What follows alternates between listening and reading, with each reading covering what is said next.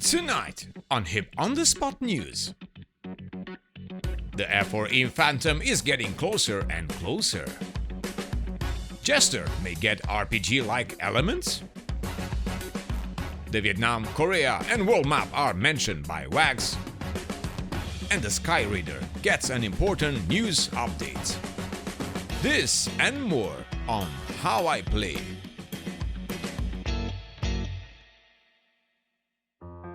Hello virtual pilots, I am Andre Celesti, and tonight we are going to talk about the latest updates in DCS World. So remember the last video when I said it was quiet again? Well, the silence got blasted away, or dusted. We get a new dusty effect so we can dramatically dust off our equipment, work in progress stuff, I like, but that's only dust in the air. We are doing another giveaway, yes, this time for another DCS module, more information later in this video. But the biggest news is from Heatblur and their upcoming F-4E getting ready for launch. I know how every video we get the questions about the F4, the hype is real. Now, as you know from before, when Heatblur talks, things are happening. As they say, the last miles are always the hardest, and the team is presently working night and day to get the DCS F-4E ready for launch. The Phantom has now been in development for just over 2 years, and they're been working incredibly hard to build not only the ultimate recreation of the Phantom, but a sustained platform for Heatblur moving forward, starting with the launch of the F4. Every rivet, screw, breaker, lamp will be accurately recreated in what they hope it will be the ultimate simulation of the legendary Phantom.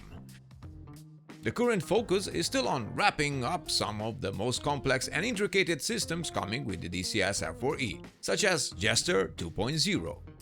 They want to make sure that new features developed are great, polished, and fun on day one. And since they will be reusing a lot of their new technology in both past and future aircraft, they are very careful and treading thoughtfully. Easy to understand. So Heatblur has always tried to look for new ways to further DCS and their own product, and the Phantom will be no different. Elements like better in-game learning or RPG-light mechanics in Jester are just some examples of where they gone this time around. Noise? Their key priority, however, is ensuring that you have a great experience on launch day, with a rich and close to feature-complete experience as they can provide. And they'll be sparing no effort to get the quality we all expect. Do you feel the hype train? Boarding now. Alright, let's settle down everyone, all in good time. So even with this amazing post from Heatblur, they are still somewhat quiet at the moment as they are working hard, but they hope to share much more soon. And we'll be right here to report it as always.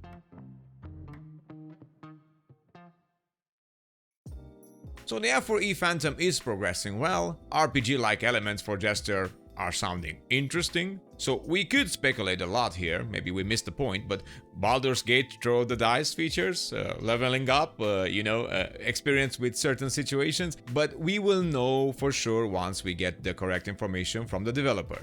Petrovich? Yes, Tovarishi Commander.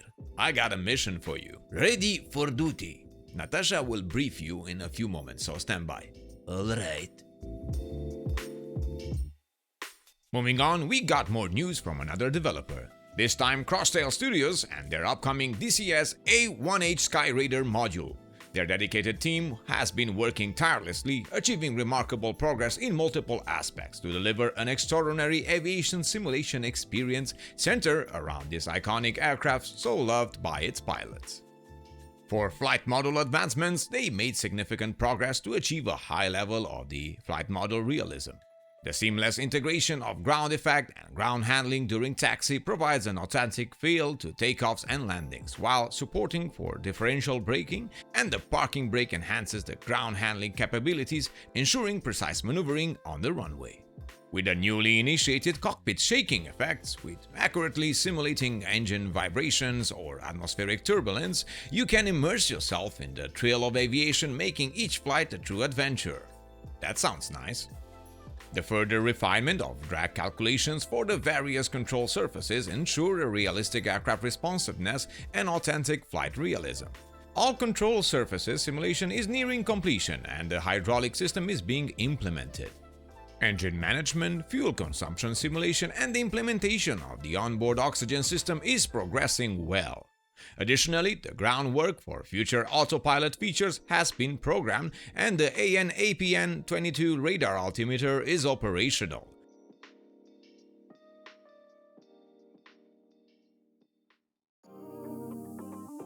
Moving on with details on the high-poly cockpit progress, the cockpit is meticulously refined in every detail to create an unparalleled cockpit experience. The team of animators are hard at work, adding lifelike animations to various cockpit elements, ensuring a truly immersive experience for every aviator. The skilled texturing artists are hard at work crafting intricate textures that will bring the Skyraider's cockpit to life, with every gauge and instrument being meticulously detailed. They shared a sneak peek with some rendering images of the cockpit, showcasing the incredible attention to detail. Nice! But wait, there is more. The team has achieved significant milestones with the AN/APS-6 radar pod, specifically tailored for the A1H Skyraider.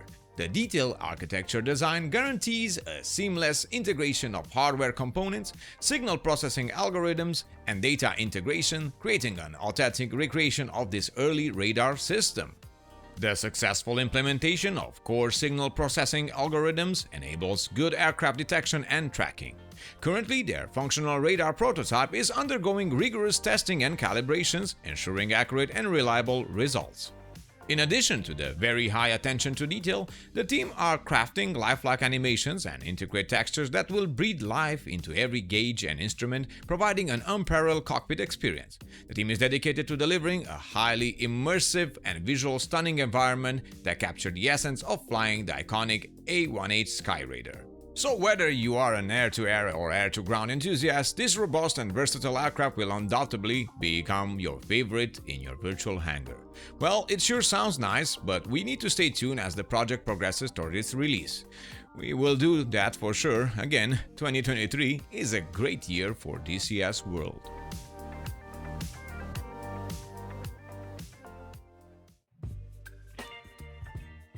So there was an interview with Wags on the Ready Room YouTube channel. We got the chance to see it a bit later. During the weekends, I have shows and gigs, so little time to actually enjoy DCS content. For those of you who don't have time, we gather a few things from the Q&A with Wags, but we strongly recommend you watch the entire video, as it is quite entertaining. So there were talks about destructible trees. This could be possible, maybe in the future, but not something that is possible now, especially on how the maps are getting designed in DCS World. But Wags confirmed that it's about when and not if. So destructible trees, everybody, they are coming. One of the next big things they are adding for the carrier is all the plane directors and brown shirts from the chain down to the caps, so we can get the entire startup procedure. Nice! So these are all small things. The biggest news is that Korea and the Vietnam maps are once again confirmed by Wags, with a few several maps coming before. Yes, noted. Also that the maps are not in works right now, but they will be. So we got an absolute answer from Wags. For those of you out there asking about it, there is your answer.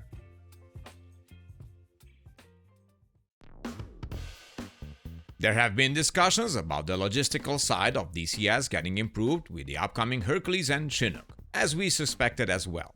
The warehouse system, as it is called, will be expanded to a whole more logistical system that will also be a key part of the dynamic campaign, so players can impact and affect the resupply system.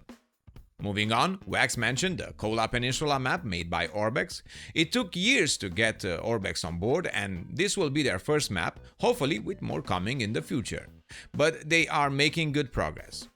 The next big mention was the World Map made by Edie. Yes, the separate map, not a regional one, and this has been in the works technological-wise for a few years at Eagle Dynamics, with different textures and meshes being stitched, something like Google Earth, but the trick is that they have to do the maps that are destructive, because we do like to blow things up.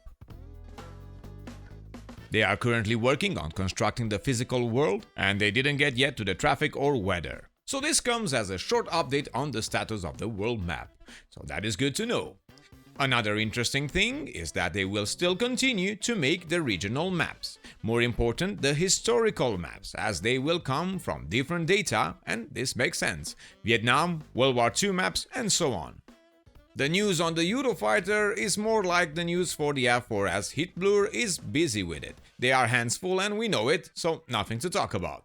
So that's that, but really, a nice show to watch. I link the entire podcast from the Ready Room in the video description. I strongly recommend you give it a watch, and we will dissect other important information in a future show, so make sure you stay tuned. As you know, here at How I Play, we are on the watch to bring you all the latest information on your favorite simulators and games. And now, let's talk about our giveaway. We recently celebrated the 2 million views achievement and 16,000 subscribers mark on YouTube, so it's a good time to do another giveaway. Based on your recent votes, the next aircraft to be delivered by Hip Games TV Studio is the one and only F14 Tomcat by Heatblur.